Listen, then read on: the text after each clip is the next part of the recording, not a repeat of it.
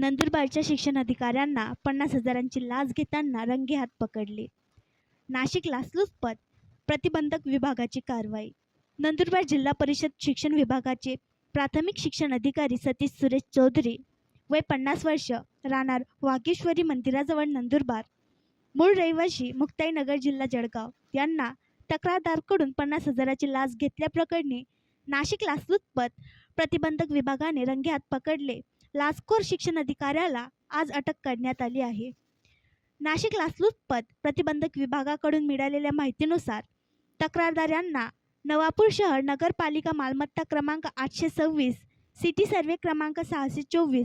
पंचरत्न shopping complex येथे hotel नम्रता सुरू करायची असल्याने सदर परिसरात 75 मीटर अंतरावर बंद पडलेली जिल्हा परिषद शाळा असल्याने उत्पादन शुल्क विभागाने FL3 परवाना देण्यास हरकत घेतली,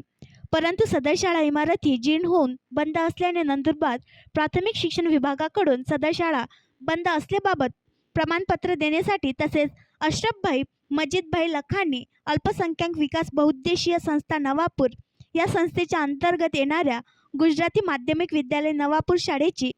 RTE मान्यता वर्धित करण्याचे काम करून दिल्याचे मोबदल्यात बक्षीस म्हणून असे दोन्ही कामांची मिळून 50,000ची मागणी करून दिनांक 15 मे 2024 रोजी पंचसाक्षीदार यांच्या समक्ष जिल्हा परिषद कार्यालयातील दालनात 50,000 रुपयांची लाच घेताना रंगेहात पकडली असून यातील लाचखोर प्राथमिक शिक्षणाधिकारी सतीश चौधरी यांच्यावर नंदुरबार शहर पोलीस येथे गुन्हा दाखल करण्यात येत आहे.